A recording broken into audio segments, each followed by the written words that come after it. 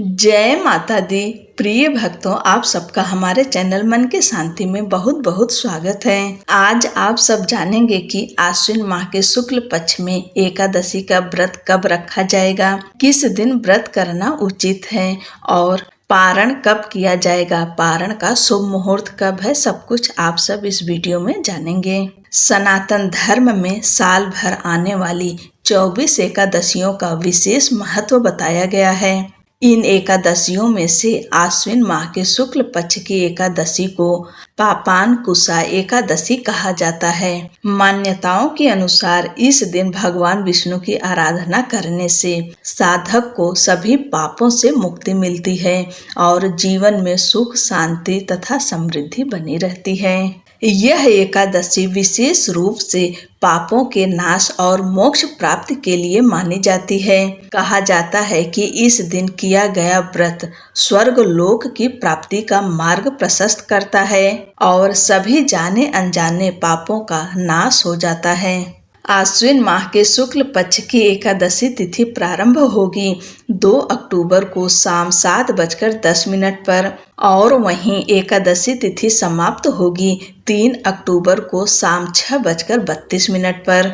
ऐसे में उदया तिथि के अनुसार पापानकुशा एकादशी का व्रत 3 अक्टूबर 2025 दिन शुक्रवार को रखा जाएगा। इसी दिन एकादशी का व्रत रखा जाएगा और इस बार एकादशी एक ही दिन की है। इसी दिन सब लोग व्रत रखेंगे। जो व्यक्ति पूरी श्रद्धा और भक्ति के साथ पापानकुशा एकादशी का व्रत करता है उसके सभी पाप मिट जाते हैं, यहाँ तक कि बड़े से बड़े अपराध भी क्षमा हो जाते हैं। इस दिन भगवान विष्णु की उपासना करने से साधक को वैकुंठ धाम की प्राप्ति होती है और जीवन में सौभाग्य तथा समृद्धि आती है।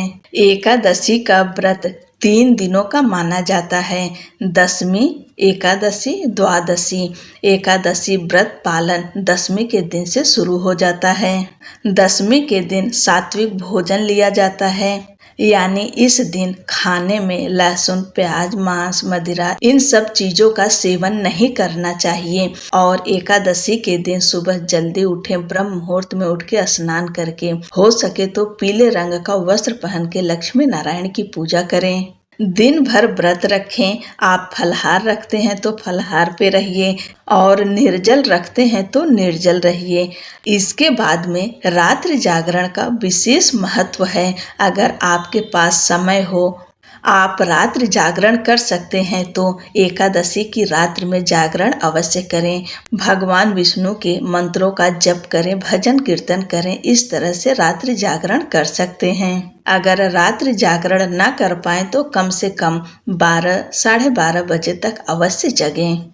एकादशी शुक्रवार के दिन पड़ रही है। इस दिन भगवान विष्णु और माता लक्ष्मी की विशेषकर पूजा करें। अगर आज के दिन आपको कमल का फूल मिले तो लक्ष्मी माता को अवश्य अर्पित करिएगा। अपने सामर्थ्य के अनुसार भोग प्रसाद अर्पित करिए। फल, मिष्ठान जो कुछ भी आपके पास हो उसे अर्पित करें। उसके बाद आज के दिन जरूरतमंद को दान अवश्य करें। दान अपने सामर्थ्य के अनुसार करें। इस दिन आप फल का दान, वस्त्र का दान, सात्विक चीजों का दान कर सकते हैं। अब जानते हैं कि एकादशी व्रत पारण का शुभ मुहूर्त। एकादशी व्रत का पारण 4 अक्टूबर को किया जाएगा और इस दिन शुभ मुहूर्त है सुबह 6:16 से लेकर सुबह 8:37 तक।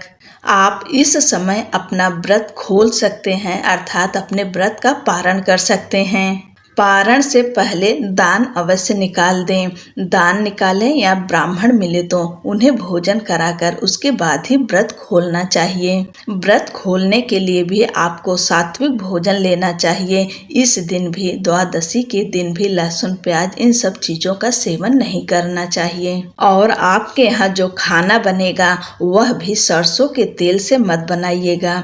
घी से बनाइए या मूंगफली के तेल से बनाइए। सरसों का तेल द्वादशी के दिन नहीं खाया जाता। सुबह के समय आप सात्विक भोजन लें, शाम के समय आप खा सकते हैं, यानी कि सरसों के तेल में बना भोजन लहसुन प्याज रात के खाने में खा सकते हैं, लेकिन सुबह दिन में नहीं खा सकते। और द्वादशी के दिन 2 ही बार भोजन करते हैं। एक बार जब आप अपने व्रत का पारण करेंगे उस समय अच्छे से भोजन कर लीजिए, दिन भर फलाहार लेंगे और उसके बाद रात्रि को फिर से भोजन करेंगे। आशा करती हूँ कि जानकारी आप सबको पसंद आई होगी। अगर वीडियो अच्छी लगे तो चैनल को लाइक शेयर करिए, सब्सक्राइब करना ना भूलें। जय माता दी।